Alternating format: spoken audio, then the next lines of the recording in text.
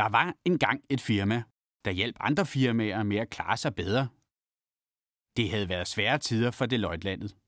Rundt omkring foran firmaets mange computerskærme havde folk skuttet sig i de lange vinteraftener, mens man havde passet sig selv og prøvet at leve op til de økonomiske krav. Udenfor lurede konkurrenterne og sneg sig tættere på år for år. Kun ved at spare og spare lidt mere, havde firmaet klaret sig igennem krisen. Indimellem havde man også været nødt til at sige farvel til gode kollegaer, når opgaverne blev for få til dem alle. Men så en dag trådte 2 vise mænd ind i firmaet. Altså, de havde været der i mange år, men nu bestemte de, hvad resten skulle gøre. Med sig havde de en stentavle. Længe sad de 2 vise mænd bøjet over stentavlen for at finde ud af, hvad der skulle stå. Så pludselig en dag udbrød de: Eureka! Folkene stemlede sammen for at se, hvad de vise mænd havde fundet på. Og frem på stentavlen viste sig en... Var det en trylleformular? Nej. Var det en magisk opskrift? Nej. De kiggede igen, og med ét så de, det var en vinderformel. 3 enkelte elementer var alt, der skulle til. De 2 vise mænd spredte hurtigt budskabet til det ganske Deloitte-land, og folket modtog vinderformlen med kyshånd og glædesang. Endelig havde de formlen på sejr. Nu skulle den bare følges. Men hvad skulle de hver især gøre? Deloitte-folket kiggede forvirret og rådvilde på hinanden, mens de ventede på konkrete svar. I den del af landet, hvor solen står op først, var særligt mange samlet. De vidste, at når det gik dem godt, gik det hele firmaet godt. På dem hvilede et særligt ansvar, så de skulle anstrenge sig ekstra meget for at realisere vinderformlen.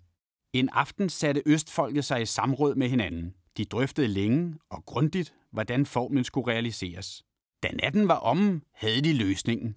De ville vende bøtten på hovedet. Nu skulle fokus være at have de gladeste kollegaer og de gladeste kunder, og de skrev det ned i forretningsplanen, og som i alle gode eventyr indeholdt den 3 elementer. Første element hed kunder og marked. Østfolket ville smile og grine med kunderne, for glade kunder er trofaste kunder. De ville blive så relevante, at kunderne slet ikke kunne undvære dem, fordi de vidste, hvad kunderne havde brug for, før de selv gjorde. De ville specialisere og dygtiggøre sig, så de altid var skarpere end de grumme konkurrenter. Og de ville sikre den allerbedste kvalitet, så det slemme revisortilsyn ikke bed dem. Sidst, men bestemt ikke mindst, ville de netværke, så de lærte endnu flere potentielle kunder at kende. Andet element hed talent og medarbejdere. Udover at smile og grine med kunderne, ville de selvfølgelig smile og grine med deres kollegaer. For glade kollegaer er dygtige kollegaer. De ville samarbejde på kryds og tværs af afdelinger, functions, sektioner og segmenter, for de vidste, at 2 hjerner tænker bedre end 1.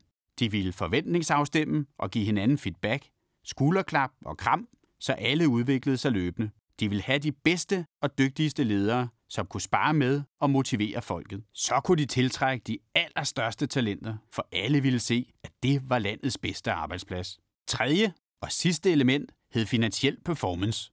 Ja, faktisk var det ikke et element i sig selv, for det var resultatet af de første 2 elementer.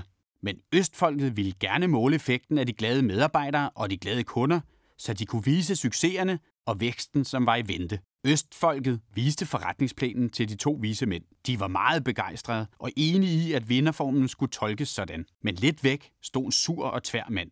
Han sagde nu til folkemængden: Hvordan tror I, at I kan tjene penge ved at spilde tiden på bjælleklang, rollespil og narrehatte? I årevis har vi hver især tænkt på mit arbejde, mine ansatte og min bonus. Nu vil I tænke vores arbejde, vores kollegaer og vores bonus. Skal vi så også til at drikke vores øl, køre i vores biler og møde vores kærester? Som landets største region har I et særligt ansvar for at øge toplinjen i alle segmenter. I skal vise vejen ved at foretage de sejeste opkøb og vinde de hotteste targets. Tror I virkelig, I kan gøre det på den måde? En af de vise mænd vendte sig om mod manden og sagde: Det er også op til dig at bestemme. Du er også en del af Region Øst. Hver enkelt afgør, hvordan eventyret slutter. Kun ved, at hver enkelt af os ændrer fokus fra mig selv til fokus på kunderne og hinanden i alt, hvad vi gør, kan vi leve lykkeligt til vores dages ende.